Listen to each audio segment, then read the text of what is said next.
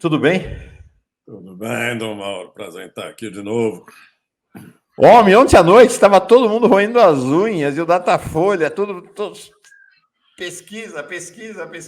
O Brasil hoje, quando vai sair pesquisa, especialmente PEC e Datafolha, fica todo mundo na espera. A gente não fica na espera das pesquisas do Vox Populi, porque essa aí é só para o Lulão. Essa daí é só para o Lulão e a cúpula do PT. Saiu ontem à noite as pesquisas, você tem uma agregação, incluindo já do Datafolha. Você que manda, quer ir para agregar? Não, faz um comentário geral sobre o momento das pesquisas? Ou quer fazer olhando para o cenário delas? Põe aí logo. Vamos embora. Põe na tela. Está aqui, então, a série histórica de 2022. Vamos lembrar a agregação que o Vox Populi realiza, é uma agregação que separa laranja e banana. Então, separa pesquisa presencial de pesquisa telefônica ou remota. Essa aqui, então, pesquisa presencial, e aqui eu estou vendo que vocês fizeram dessa vez, Marcos, já mais detalhado, né? A gente vinha mês a mês, a Vox Populi fez agora uma pesquisa agosto, primeira quinzena, e agosto, segunda quinzena. Né? A pesquisa Datafolha, apesar do campo ter terminado em 1º de setembro, é uma pesquisa ainda agostiana. Então, a gente tem aqui agregado das pesquisas. Marcos, primeira quinzena de agosto, Lula 45, segunda 44, primeira quinzena de agosto, Bolsonaro 31, segunda 32, primeira quinzena de agosto. Quem não sabe, nulo, 14, cai para 11. O Ciro, na primeira quinzena, tinha 6, agora tem 8, e o resto tinha 4, foi para 5. É isso. Vamos distanciar um pouco e olhar isso ao longo deste ano, de janeiro de 2022 para cá. Se a gente reparar, nós vamos ver que Lula, primeiro mês de 2022, tinha 43. Agora tem 44. O que sugere que ele é uma pessoa com um nível de estabilidade, uma base muito sólida na intenção de voto, que você vê que nas outras cores deste gráfico, de Bolsonaro para baixo, tem coisa acontecendo, mas não com ele. Lula continua aonde sempre esteve. É verdade que nós tivemos aí, embora muito na margem de erro, nós tivemos um momento em que aparentemente ele estava ultrapassando essa primeira metade dos 40 e indo para 46, 47, permanecendo em 46 até julho. E o que nós podemos deduzir daí? Que ele começou, nessa altura deste ano, a, digamos, com certa cautela, porque está muito perto da margem de erro, mas parece que a candidatura Lula começou a atrair um outro tipo de eleitor que não o da sua base, esses 44% que ele tem hoje e que ele tinha já em janeiro. Ele foi de 44, que é o que ele tem hoje, para 46, para 47, permaneceu em 46, é isso que eu estou chamando a atenção. E, no conjunto dos resultados das pesquisas, o que se viu foi que uma parte da classe média, especialmente do Sudeste, começou a considerar a sério a hipótese de votar em Lula. Muitos desses eleitores nunca haviam votado nele, mas porque o adversário dele é essa coisa, digamos assim, inaceitável por pessoas civilizadas, que é o senhor Jair Bolsonaro, esse eleitor que nunca havia votado em Lula começou a pensar, e nós chegamos até a ver na imprensa, em empresários dizendo assim, eu nunca votei em Lula, mas vai ser dessa vez, etc, etc.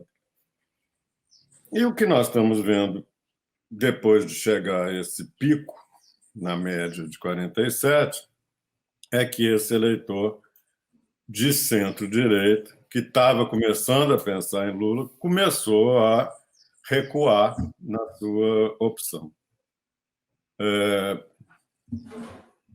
Podemos lamentar, em nome do sentido civilizatório e do progresso da sociedade brasileira, mas é isso. A classe média brasileira, ao que parece, uma parte dela, prefere outro quadriênio como este, tudo que foi, a dar uma chance para uma candidatura de esquerda.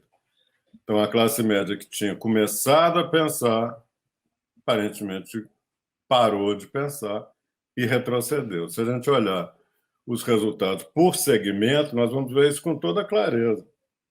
Como que Lula mantém na classe trabalhadora, entre os mais pobres, um nível muito elevado e muito estável de intenção de voto, que não mudou, apesar dessa diminuição de 47 para 44, que no conjunto das pesquisas nós temos visto. Então, Lula, entre aspas, caiu 3 pontos. Na verdade, ele não chegou a cair 3 pontos, porque ele apenas devolveu uma parte do eleitorado que estava começando a pensar nele e que agora parou de pensar. Esse eleitorado pode voltar a ele ainda no primeiro turno? Pode. Não é nada impossível. Nós temos que aguardar para ver o que vai acontecer. Bolsonaro cresceu? Sim, cresceu. É só olhar nesse conjunto de resultados. Cresceu um pouquinho. Então, nós estamos vendo Lula caindo um pouquinho, Bolsonaro crescendo um pouquinho, Ciro Gomes crescendo um pouquinho, e até a soma dos outros, que é hoje puxada pela dona Simone, também crescendo um pouquinho. Esses pouquinhos juntos fazem uma mudança média, não fazem uma mudança grande. A consequência mais óbvia desse conjunto de pequenas mudanças é a tabela seguinte, em que nós vamos ver esses mesmos resultados pensando em voto válido. Pensando em voto válido, que é o que precisa considerar para fins de cálculo de se vai haver ou não vai haver um segundo turno.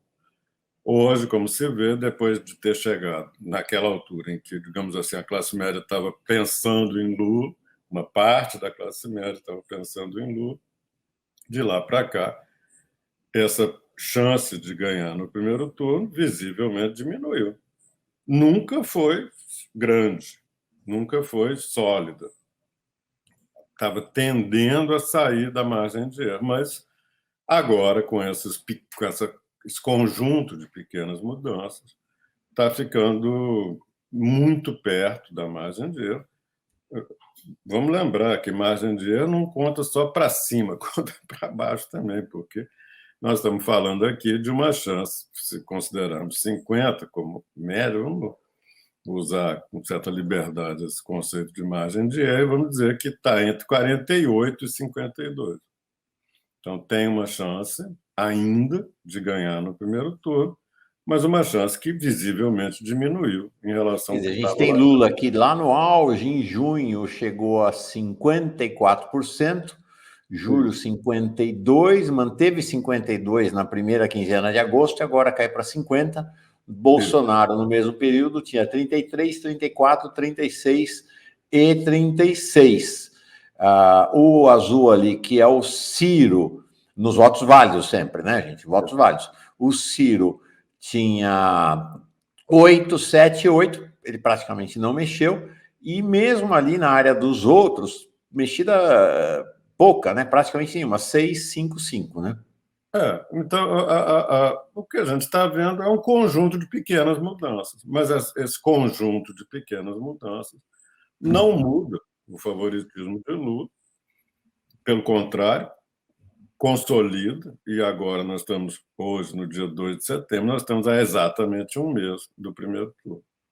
Então, ele entra nesse mês final com um grande favoritismo, embora a chance de vitória no primeiro turno visivelmente diminuiu. É uma coisa pura de aritmética, não precisa de fazer muita especulação. Não era muito grande e agora ficou menor. Quer dizer que é impossível? Não. Até porque alguns desses movimentos, desses pequenos movimentos, são plenamente reversíveis. Por que eu estou falando isso? Porque tem muito a ver com o ambiente em que estamos agora. Começaram debates na televisão, entrevistas longas com os candidatos, horário eleitoral na televisão, horário eleitoral no rádio. Oficialmente começou a campanha nas redes sociais, eventos de rua. Esse conjunto de fatores começa a alterar. Ninguém consegue dizer quanto tempo dura ainda, mas visivelmente mudou. Nós estávamos numa eleição muito monótona, no sentido literal da palavra, num tom só, e naquele tom nós chegaríamos provavelmente na eleição com aqueles números que a gente estava vendo. Agora ficou menos monótona, tem uma opção de coisa acontecendo ao mesmo tempo, nenhuma muito grande. Uma das coisas, eu acho que o Ciro consegue, neste momento, atrair um eleitor, digamos assim, que quer tacar fogo no circo. O eleitor que diz assim, sabe o que é mais? Eu vou votar no Ciro Gomes porque ele é contra isso tudo que está aí. Claro que não é verdade. O Ciro definitivamente não é um político com esse perfil. Mas ele ficou tanto tempo falando mal de tanta gente que ele agora ficou com a cara sei lá, como ele próprio diz, aquele negócio da rebeldia. Ele é assim, um rebelde. Pode haver um voto rebelde que fica atraído pelo Ciro. A Simone Tebet, uma pessoa respeitável, ninguém discute isso, mas é também digamos assim, não vou chamar isso de uma atração de final de inverno, mas é uma coisa que não tem sustentação objetiva, seja no plano político, ideológico, é apenas uma pessoa correta, que está longe de ser suficiente para justificar uma candidatura à presidência da República. Gente correta, tem muito no Brasil, ainda bem. Então, tem uma flutuação que nós ainda não estamos conseguindo enxergar direito como é que ela termina, porque estavam. Vamos mostrar uma imagem assim, que talvez seja clara para o que eu quero dizer. Você pensa um aquário, está tudo calmo, as plantas, os peixinhos, a areia lá no fundo. Aí chega alguém e começa a mexer nesse aquário, a água fica turva. Qual que é a grande mexida que aconteceu no quadro? Foi essa bandalheira completamente imoral que o governo está fazendo, comprando voto, que é uma coisa inédita na nossa história política. Nunca houve isso. Chegar faltando 3 meses, 2 meses, 1 mês para a eleição, e o governo está torrando dinheiro público para comprar voto. Ontem foi inventada mais uma extensão, sei lá o quê, porque o nome é irrelevante, significou que mais 1 milhão de pessoas foram incorporadas no Auxílio Brasil. Por quê? Qual que é o critério?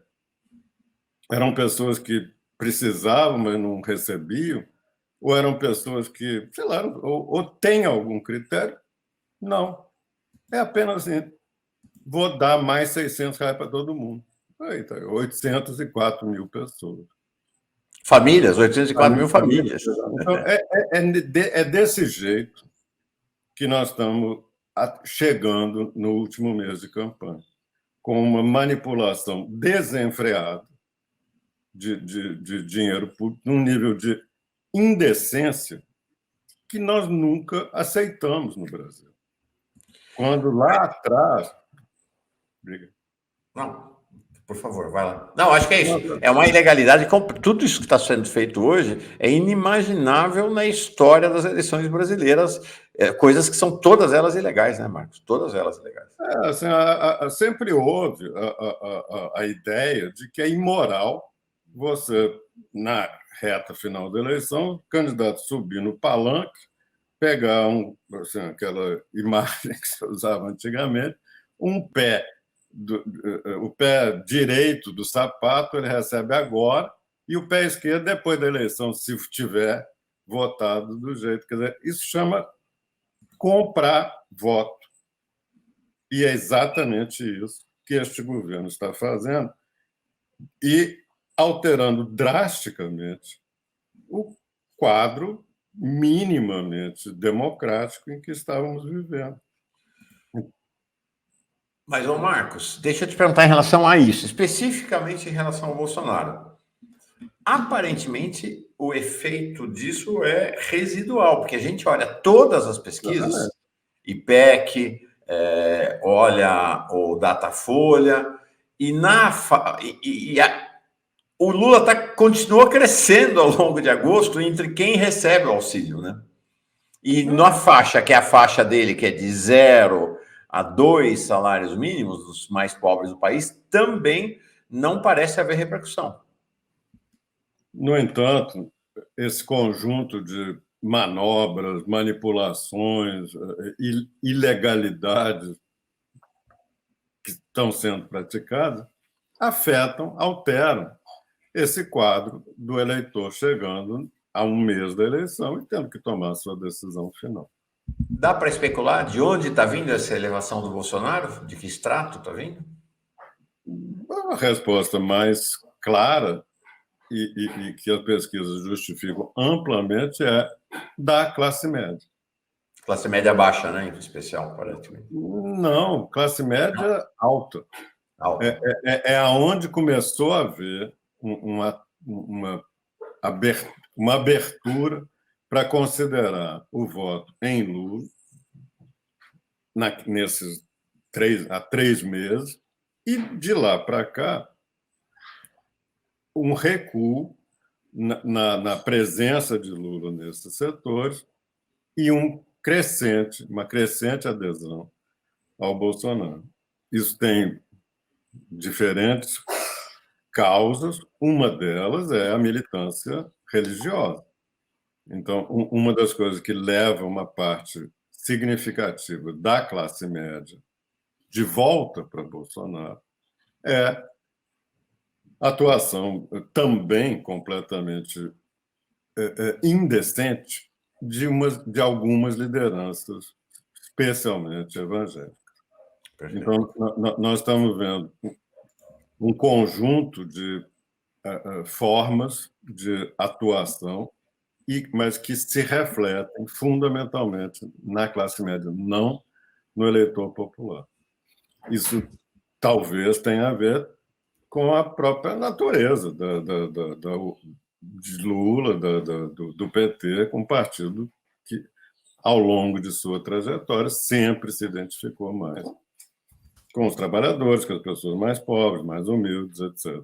E, ao longo desse período, uma parte da classe média começou a considerar a hipótese, mas, no fundo, o que está, ao que parece prevalecendo, é uma grande...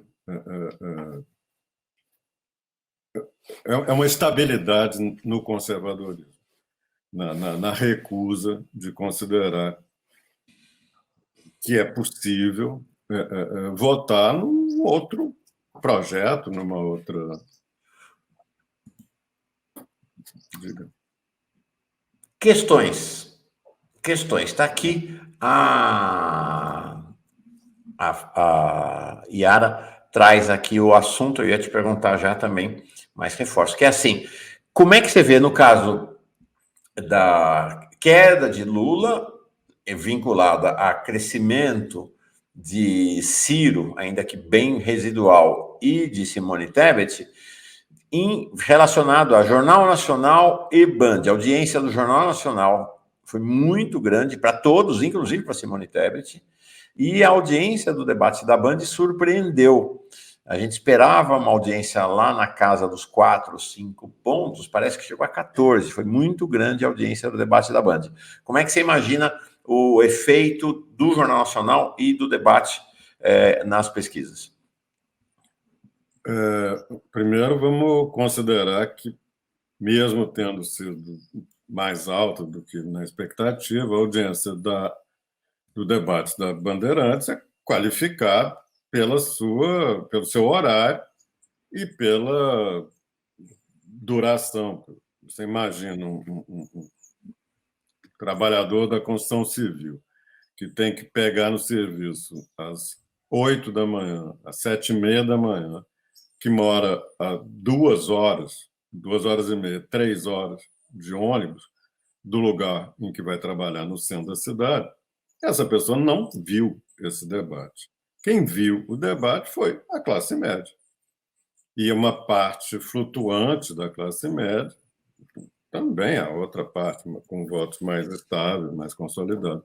Mas essa parte que estava um pouco assim, querendo conhecer outros nomes, porque, por mais que seja conservador, chega um limite, que é o chamado bolsonarismo. Pessoas normais, raramente pessoas normais, topam votar num cara como esse, o que ele representa, o que ele quer dizer. A grande maioria dos eleitores do Bolsonaro não gosta dele. Não acha que é um sujeito que faz um bom trabalho, não acha que é um sujeito que tem qualidades morais, políticas. Agora, vota porque é contra a esquerda, porque não é a esquerda. E de novo, então, nós vimos uma pequena melhora da Simone, uma pequena melhora do Ciro, vinda de onde? De eleitores de classe média, insatisfeitos com Bolsonaro, possivelmente eleitores de Lula, mas ainda não consolidados. E esses eleitores é que voltaram a dizer: bom, Bolsonaro eu não voto, Lula eu prefiro uma outra opção. Quais que existem? E agora? De certa maneira, o Jornal Nacional e a Band apresentaram para esse pequeno universo de eleitores, fala, opa, então tem a Simone Tebet, pode ser a Simone Tebet. Mas como estamos vendo, são pequenas mudanças. Mas é isso que eu ia te falar. Você tem uma expressão interessante, né? Você tem pequeníssimas mudanças que somadas dão uma média mudança, porque realmente você olha nos quadros, é que a diferença de Lula para ir levar no primeiro turno ou não levar é 1, 2, no máximo 3 pontos percentuais. Então, qualquer pequena mexida altera esse cenário, que na verdade é o único cenário que se alterou, né? O cenário macro da eleição não está alterado. A única coisa que nós estamos discutindo é se ganha no primeiro turno ou não, né? Quer dizer, essa safra de pesquisa mostra como foi limitada, como foi limitado o efeito de toda essa bandalheira que o governo está fazendo com dinheiro público, jogando dinheiro nas famílias de renda baixa para ver se compra o voto delas. Não está comprando. Afetou o conjunto da sociedade, passamos todo mundo a discutir: vai mudar, não vai mudar, vai afetar, não vai afetar. O que nós estamos vendo, no fundo, é que tudo que o governo, que o Bolsonaro, que a turma dele esperava, não aconteceu. Perfeito. Questões para você aqui. Uma questão que surge sempre, Marcos. Surge sempre, queria que você falasse sobre esse assunto. O Marcelo Turquete fala. Marcos, existe a possibilidade de que eleitores de Bolsonaro estejam declarando voto em Lula para descredibilizar as pesquisas e agora comece a sair do armário, voltando de onde nunca saíram? Tem versões diferentes dessa pergunta, que é a questão do voto envergonhado, né? De gente que não fala que vota em Lula ou gente que não fala que vota em Bolsonaro. Como é que é esse fenômeno nas pesquisas? Bom, eu sinceramente não acredito, Marco. Eu não creio que esse tipo de cálculo passe na cabeça Perdão, Marcelo. Eu não creio que este cálculo passe na cabeça sei lá, de uma parcela significativa de eleitores, significativa a ponto de produzir essa consequência. Pode ser, nós somos 150 milhões de eleitores, tem pensamento de todos os tipos. Agora, eu não acho que seja uma convicção de uma parcela suficientemente grande para fazer efeito. Assim como eu não acho que essa coisa de voto envergonhado, se isso é relevante, se não é. Tem gente que fica com a conversa, não, porque se você faz a entrevista por computador, então as pessoas podem ser francas. Isso é totalmente verdade para certo tipo de assunto. Comportamento sexual, tem ampla evidência internacional que mostra que as pessoas respondem mais facilmente a respeito de sua própria sexualidade numa pergunta, num questionário impessoal. Mas aqui, nesse assunto que nós estamos lidando, essa, vamos dizer, reserva, sei lá, vergonha de falar de assunto político é irrelevante. Perfeito. Não existe vergonha de votar em Bolsonaro, a não ser para quem não gosta dele. Se não gosta dele, vai votar por quê? Faz muito sentido. Perfeito. Pergunta do Davi Neves: por que a Simone cresceu somente no Datafolha?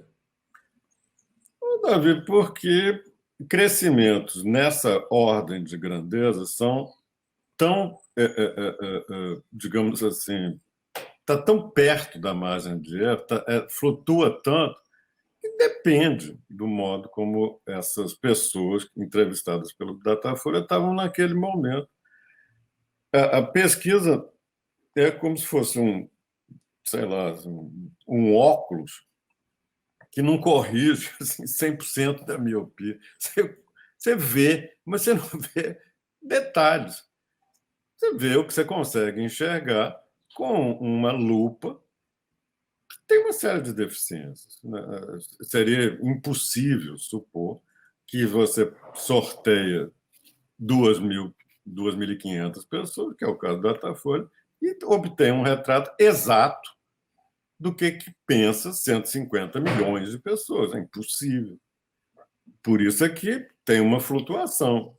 Na flutuação da amostra da Folha, a Simone Tebet ficou melhor do que, sei lá, na outra pesquisa. A Datafolha não é melhor que nenhuma pesquisa, não.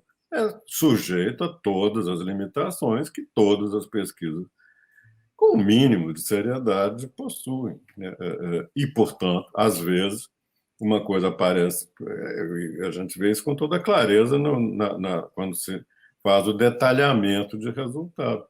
Duas pesquisas igualmente sérias, feitas por institutos igualmente experientes, podem te dizer assim: Lula melhorou no Sul. E na pesquisa feita no mesmo dia, de outro instituto, diz Lula piorou no Sul. Uma das duas é mentira? Não. É apenas a flutuação natural, o que é margem de erro numa parte pequena da amostra, e o caso da Simone Tebet é exatamente isso, é muito pouca gente. Se você coloca um pouco mais, sei lá, por acaso, entra mais gente assim do que assado, ela fica melhor. Eu não acho que exista nenhuma, sei lá,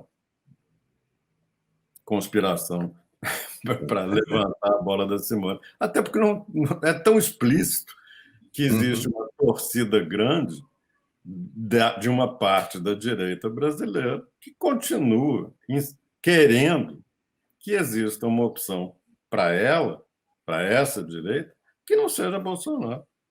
Sim. Nós estamos vendo no passado com a tal história da terceira via. Finalmente alguém está dizendo, opa, apareceu a terceira via, apareceu, está lá, 3%. É isso aí. E de fato, são oscilações tão na margem, né, Marcos, que também é difícil falar. Então, por exemplo, está aqui o Datafolha de ontem, né? Lula 45, Bolsonaro 32, o Ciro de 7 para 9, a Simone Tebet teria ido de 2 para 5. Aí, olha aqui, ó, quem marca 1%? Soraya Tronic, o Pablo Marçal e o Felipe Dávila. Qual é a diferença entre 0 e 1? Qual é a diferença entre 2 e 5? E aí, quando a gente olha no IPEC, né, a gente vai ver o Ciro com 7, a Simone Tebet com, com 5. Né? Então, acho que com 3. Três. Com 3. A Simone Então, Tebet com 3. Então, porque também é uma coisa, né, Marcos? Nós estamos falando do. O pessoal fala big pictures, nós não estamos falando de grandes quadros, de movimentos relevantes no interior da pesquisa, estamos falando de movimentos muito pequenos. Então, me parece que a gente tem, de fato, uma tendência recente de uma pequena queda do Lula, de uma pequena subida do Bolsonaro, de uma pequena subida do Ciro, de uma pequena subida da Simone, mas que pode ser, como você falou, ilusão de ótica. É bom esperar. A questão das pesquisas, Marcos, é dramático, sabe por quê? Porque elas não resolvem. Elas apenas postergam a angústia para a próxima pesquisa, né? Elas não dão uma resposta que nos alivie ou que nos coloque num cenário de derrota. Né? Mauro, é porque nós estamos querendo, sei lá, mais do que podemos esperar de um processo como este que estamos vivendo. Qual que é assim, o melhor resultado desta eleição? Para mim, para uma parte muito grande do país, o melhor resultado é a vitória do Lula. E, consequentemente, mandar para casa, para sei lá para onde, para a cadeia, para algum lugar, esse cidadão e a sua turma imediata de pilantras, de oportunistas, de gente sem pera nem beira do ponto de vista moral, intelectual, etc. É isso que a gente espera dessa eleição. Que Lula vença e que essa turma vá embora. E isso as pesquisas estão nos dizendo com toda clareza há muito tempo, todas. Telefônica, internet, qualitativa, presencial, amostra grande, amostra pequena, todas dizem uma coisa fundamental. O cenário de daqui a um mês, ou um mês exato, ou um mês e mais 3 semanas, é Bolsonaro perde a eleição. É isso que elas estão nos dizendo, que tudo que eles tentaram fazer pode ter adiado a decisão do primeiro turno. Sim. Mas não mudou o que você É está interessante chamando. que para determinados segmentos da mídia conservadora, a grande conclusão da pesquisa é que Lula é favorito, é que não deu certo, que Bolsonaro não deu certo.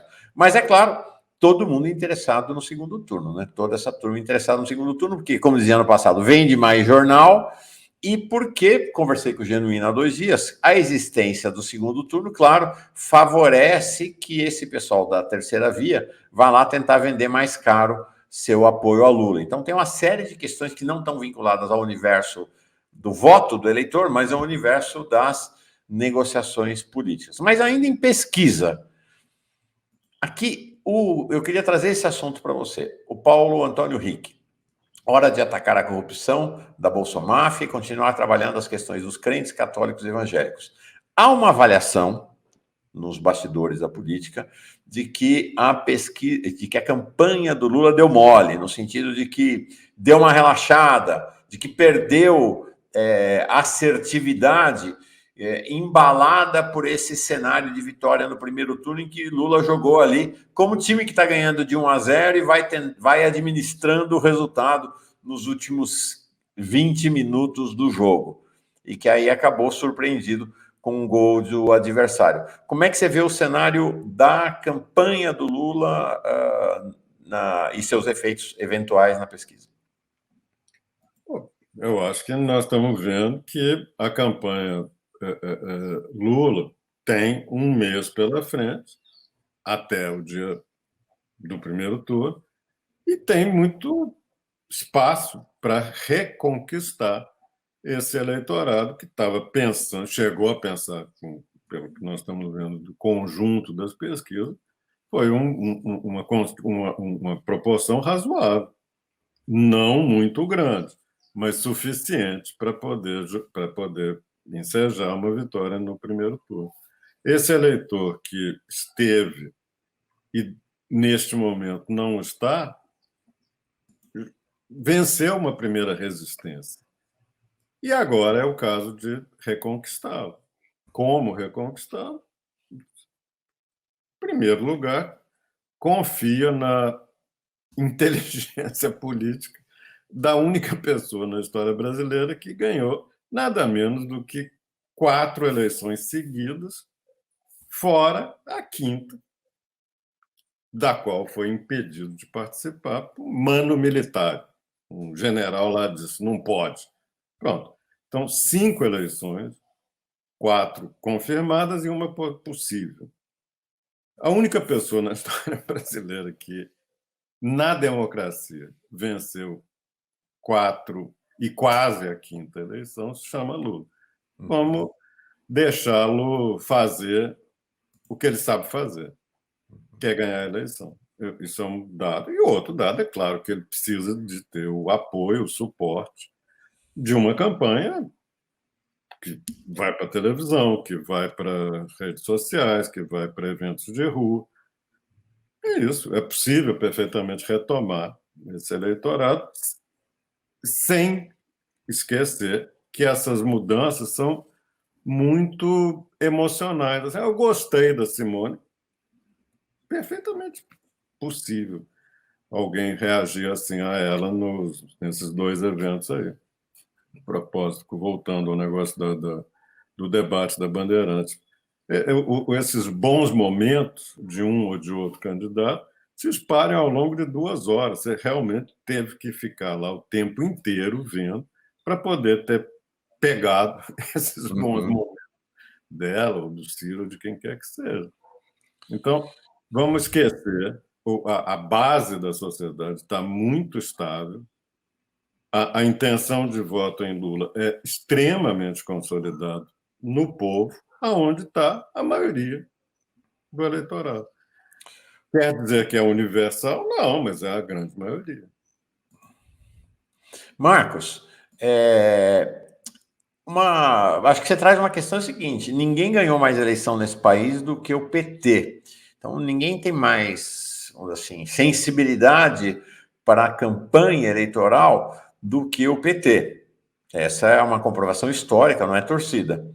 Então, parece que um mês, se a cúpula da campanha identificou que teve erro, que deu mole, é mais do que suficiente para corrigir rumos da campanha.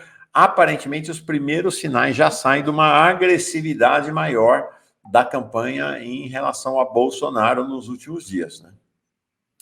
Sim, porque, francamente, para quem ainda não percebeu o que é que existe concretamente, porque não estamos falando de possibilidade, a tal da terceira, quarta, quinta, enésima via, que simplesmente não existe.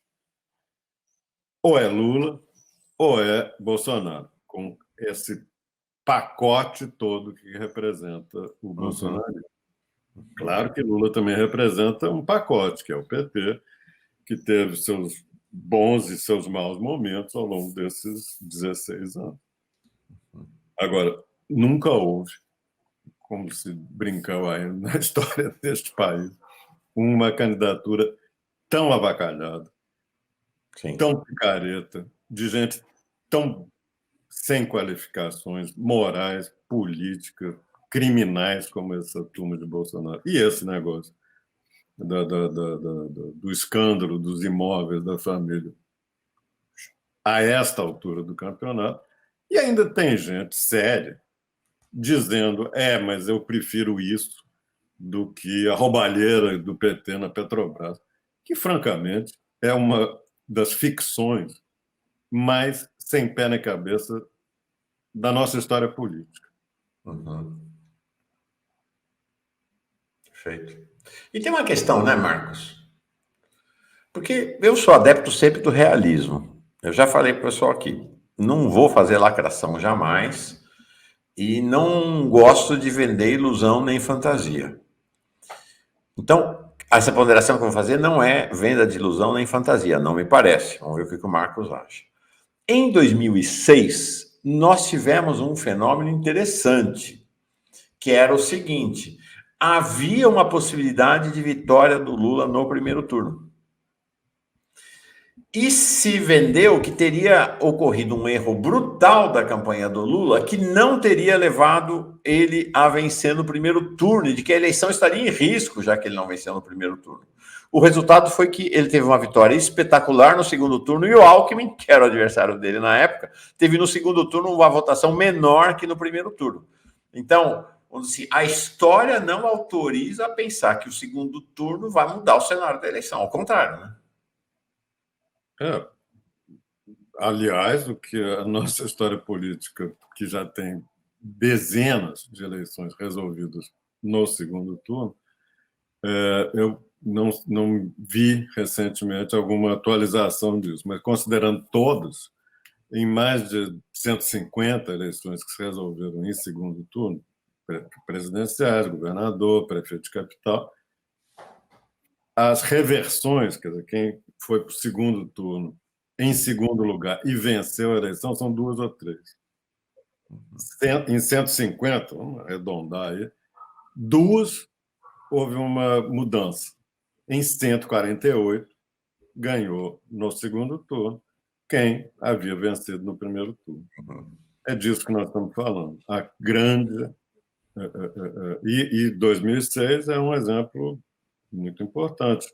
O próprio Lula avalia que, para ele, foi muito bom ter terminado aquela eleição com 15% de frente em relação ao seu adversário, e não com 1%, 1,5%, 2%, que é o que, se recuperar aquela vantagem que havia 2 meses atrás, há uma chance de ganhar no primeiro turno, mas um voto apertado.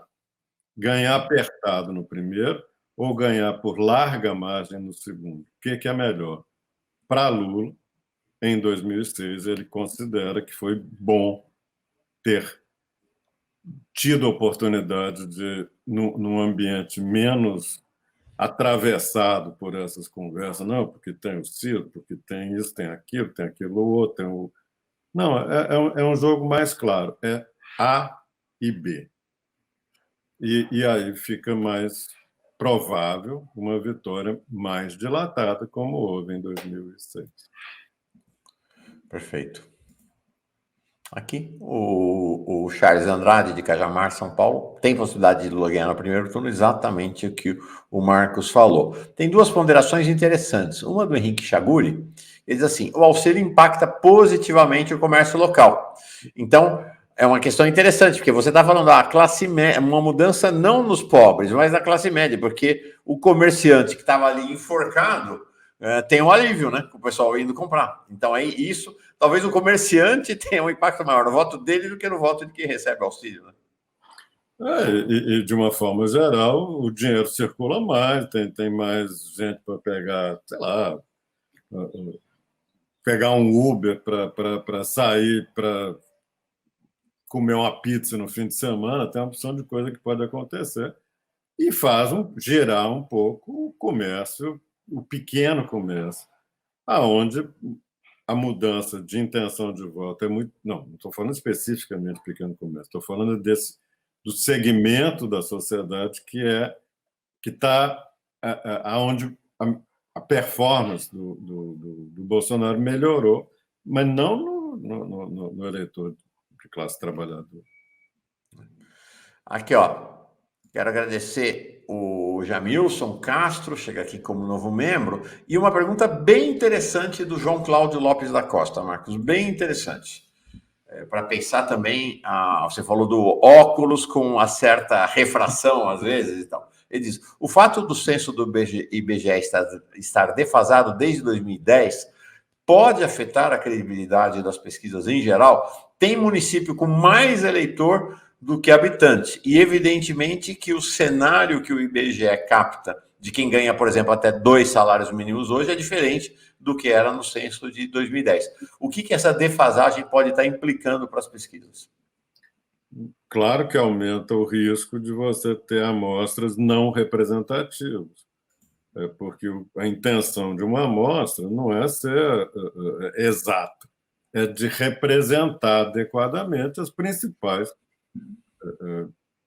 variações que existem na sociedade, variações essas que sabe-se por conta de teorias de sociologia, de ciência política, que impactam mais no voto. Então, gênero, idade, escolaridade, profissão, nível de renda, e agora, crescentemente, religião, que, por exemplo, é uma coisa que nós não usávamos nas pesquisas no Brasil. Ninguém ia para campo com cota. A informação que temos a respeito de religião é muito pior do que essa que temos a respeito de renda. Porque a renda tem as PNADs que atualizam. Claro que não é no nível municipal.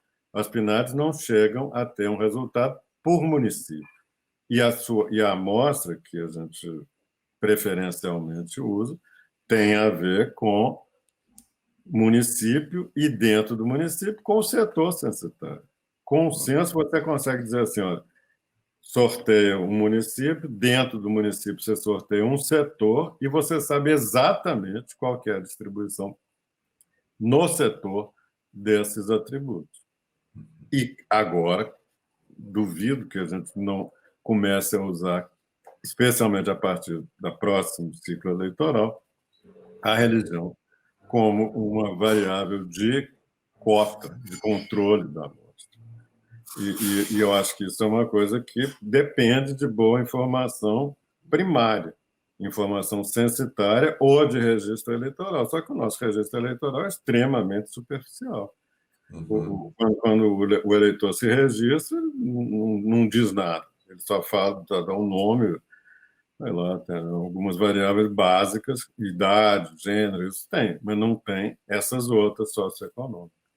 Perfeito. E tem mais uma coisa que a gente não faz e que devia passar a fazer, que é boas pesquisas pós-eleição. Como é que você votou? Por quê? Não tem no Brasil, né? Não existe. Nos Estados Unidos existe, que é o país das pesquisas? E é um melhor banco de dados que existe a respeito de comportamento eleitoral, são essas pesquisas pós-eleição. São 30, 40 mil pessoas que são entrevistadas para contar direitinho como é que se informaram, o que ouviram, o que consideraram, quais temas foram mais importantes, e depois você tem um retrato muito bom daquela eleição. Aqui nós não temos isso. Vida que segue e vamos todo mundo fingir que estamos fazendo pesquisa bem feita, que nem sempre é verdade. Perfeito. Perfeito, Marcos Coimbra, diz aqui o Jorge Carvalho. Marcos, estou vendo aqui na mídia comercial, na mídia conservadora, a campanha do Bolsonaro dizendo que o discurso de corrupção contra Lula teve efeito na pesquisa. Você acha que eles têm razão de argumentar isso? Ou é guerra de campanha? Ô, Mauro, em que dia do ano eles pararam de falar que Lula é corrupto? Simplesmente, este é o assunto contra Lula desde 2006, com o famoso escândalo do Mensalão, que hoje, retrospectivamente, se sabe que simplesmente não existiu. Quer dizer, a tese de que... Não vamos entrar em detalhes. O fato é que tem quantos anos? 16 anos de assunto de corrupção de Lula, corrupção do PT. O que mudou? Agora que eles estão dizendo que Lula é corrupto, agora que Bolsonaro está chamando Lula de ladrão, qualquer novidade. Vamos dizer que este resultado, que apenas diz assim, Lula vai ganhar a eleição, pode ser no primeiro ou no segundo, é esse que é o resultado. Isso aí é porque Lula é corrupto? E quem que convenceu essa bandalha ambulante de Bolsonaro? Ele é que está convencendo as pessoas que Lula é ladrão? É uma Perfeito. coisa muito sem pé nem cabeça, mas ridículo. Agora, o outro lado da moeda. Tá bombando nas mídias esse caso aí do BNH, do clã Bolsonaro, né? Desse escândalo aí de 51 imóveis comprados com cash, dinheiro vivo, grana, prata, evidentemente, lavagem de dinheiro, grana obtida por modos ilícitos, está patente. Isto claramente não teve impacto nas pesquisas até agora. Você acha que tem chance de ter algum impacto ou você acha que vai passar a margem? Eu acho que é tarde, está em cima da hora. Não sei se consegue esticar, sequer consegue ser distribuído adequadamente. Vamos lembrar que foi fundamentalmente o sistema Globo que transformou a história da compra de um apartamento na praia do Guarujá no escândalo do triplex. A Globo simplesmente não tratou do assunto das 50 e tantas compras de imóveis em dinheiro vivo. Enquanto a grande imprensa continuar a tratar com muita cautela, com muita sobriedade esse tipo de questão, o impacto vai ser diferente, vai ser limitado.